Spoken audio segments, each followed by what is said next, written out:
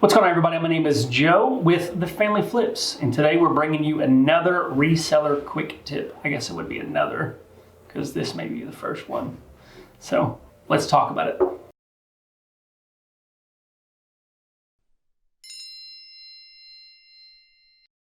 it. So today let's talk about not cheating ourselves, specifically in the realm of shipping cost.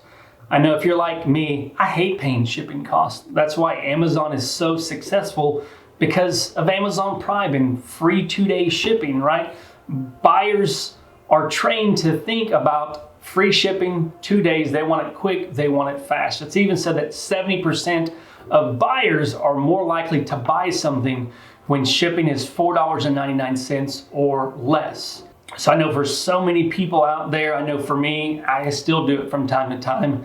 You sell an item, they pay for it, you get up the next day to go ship the item, you get it packaged, and then you realize that the shipping is more than what you accounted for. The shipping is even more than what the item sold for. I know recently I sold an item to Puerto Rico because I didn't realize that I had Puerto Rico on there, and it was gonna cost me, it was a running boards on a Dodge Ram, right? I sold it for like 80 bucks.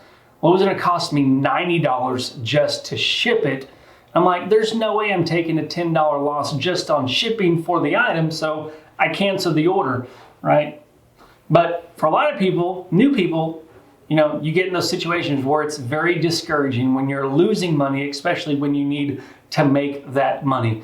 So what I encourage you to do is you've got to become a subject matter expert in the realm of shipping costs. That way, when you're outsourcing, you're at Goodwill, Salvation Army, you're at garage sales, you are taking into account how much it's going to cost to ship it. Not just ship it, but if I was to sell this to somebody in California and I live in New York, like how much is that going to cost, so that you can build that into the cost of goods so that you know, all right, so this item is selling for 100 bucks, shipping is probably going to cost like 30, then I can buy it for this much. But you've got to know that in order to make a better decision whenever you are purchasing an item.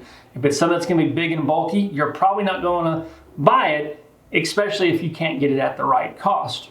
But what we encourage people to do is use calculated shipping, especially if you're a new reseller, so that it does the math for you, so you don't get into a situation to where you are paying more for shipping than what the buyer bought for shipping. So if you are going to use calculated shipping, I would tell you to make sure that you package the item in the box, the package, whatever you're going to ship it in. Make sure you include the weight and the dimensions of that package, so that when the buyer goes to pay for it, they're paying for the true calculated cost and not just the cost of the individual item itself.